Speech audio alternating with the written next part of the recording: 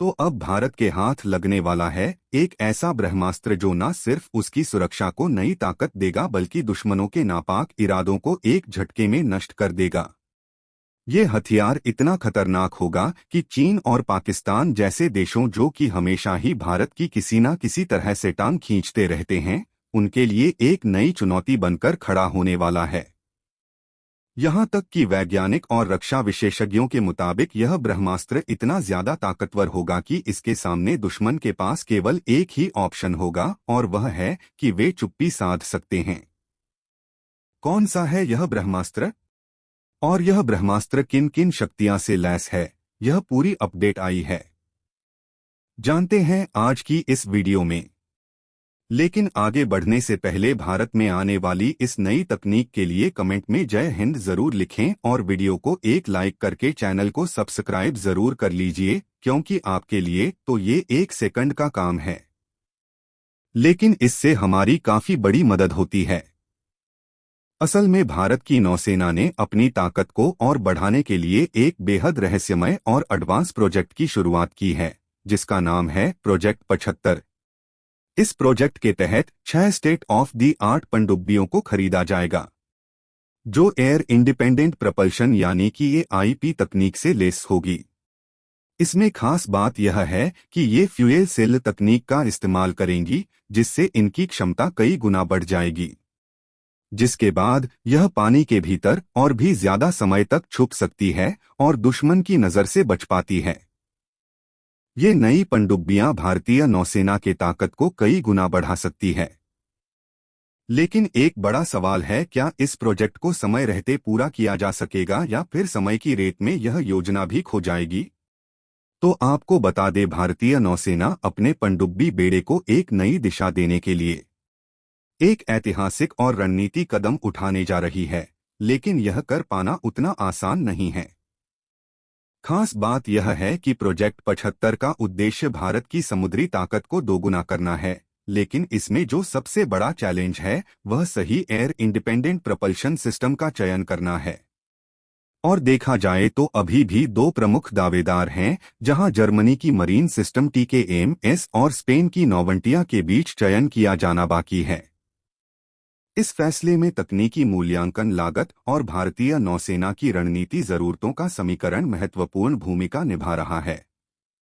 दरअसल पनडुब्बी युद्ध आधुनिक नौसेना रक्षा का एक महत्वपूर्ण तत्व है, जो देशों को गुप्त अभियान चलाने और जमीन और पानी के नीचे दोनों जगह सटीक हमले करने की ताकत देता है।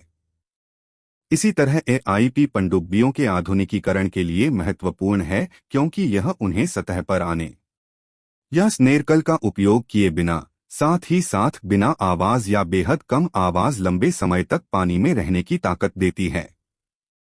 अब आपके मन में सवाल आ रहा होगा कि आखिर यह AIP और इसके फायदे क्या है?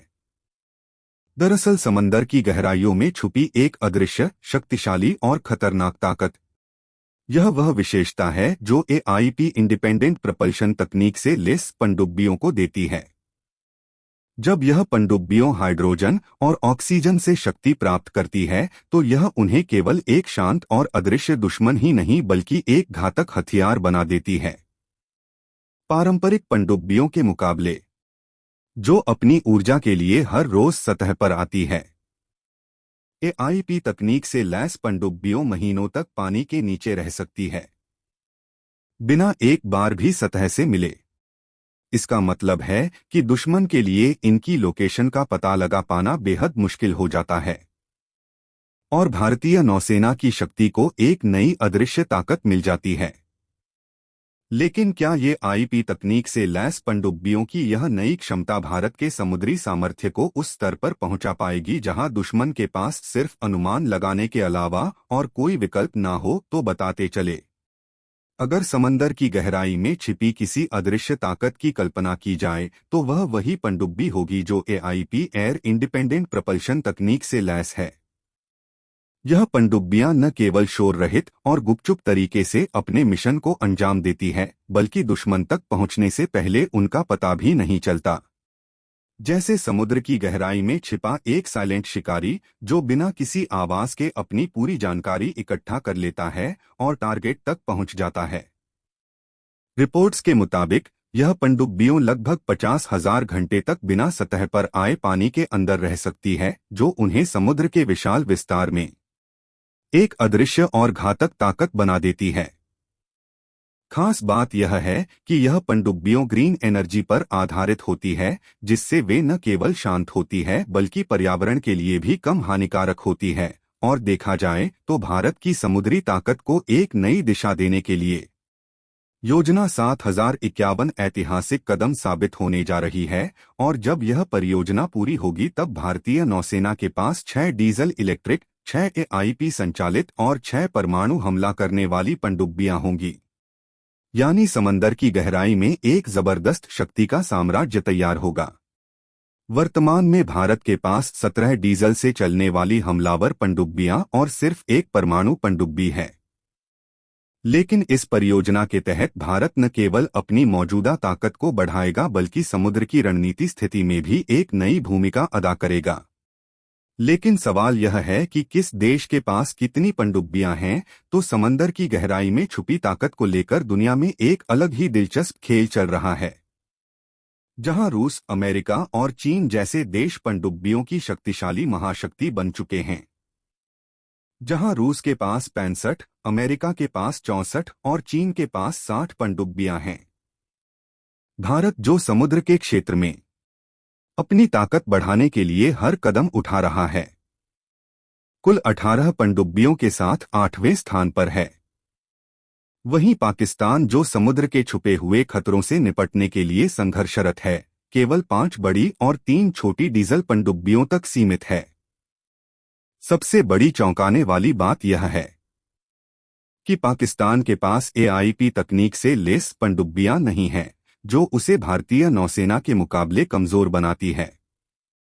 जबकि प्रोजेक्ट 75 के लिए एआईपी सिस्टम को चुनाव भारत के लिए ऐतिहासिक और रणनीति मोड़ साबित हो सकता है, जो न केवल उसकी पनडुब्बी बेड़े की दिशा तय करेगा बल्कि पूरे रक्षा तंत्र को भी प्रभावित करेगा।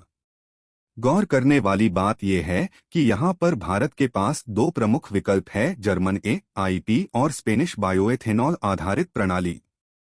सबसे पहले बात करें जर्मन प्रणाली की, जो छोटी पनडुब्बियों में सिद्ध हो चुकी है। भारत की विशिष्ट जरूरतों के हिसाब से उतनी कारगर नहीं हो सकती, जबकि स्पेनिश प्रणाली अत्यधिक आशाजनक है, लेकिन यह 2026 तक पूरी तरह से सेवा में नहीं आ सकेगी, जिससे भारतीय बेड़े के आधुनिकीकरण में संभावित रूप से देरी हो सकती है। दोनों प्रणालियां अपनी तकनीकी क्षमताओं में अद्वितीय है, लेकिन हर एक की अपनी चुनौतियां भी हैं। ऐसे में भारत का यह निर्णय न केवल उसकी समुद्री शक्ति को नई दिशा देगा बल्कि यह भी तय करेगा कि भारत भविष्य में समुद्र की गहरी साजिशों से किस तरह निपटे। और देखा जाए तो भारत इस दिशा में आगे बढ़ रहा है, जबकि पड़ोसी देश पाकिस्तान भारत से काफी पीछे है। ऐसे में इस नई एआईपी तकनीक का भारत में आना भारत को समुद्री चुनौती देने वाली शक्तियां को करारा जवाब होगा। और जो अमेरिका, चीन जैसी शक्तियां खुद को ताकतवर समझती है, अब भारत उनके आगे झुकने वाला नहीं है। वैसे आपको क्या लगता है, क्या इस एआईपी तकनीक से लैस पनडुब्बियों को भारत में जल्द आना चाहिए या नहीं? कमेंट बॉक्स में जरूर बताएं। साथ ही वीडियो पसंद आया हो तो वीडियो को लाइक कर इसी तरह के और भी वीडियो पाने के लिए चैनल को सब्सक्राइब जरूर कर लीजिए। जय हिंद।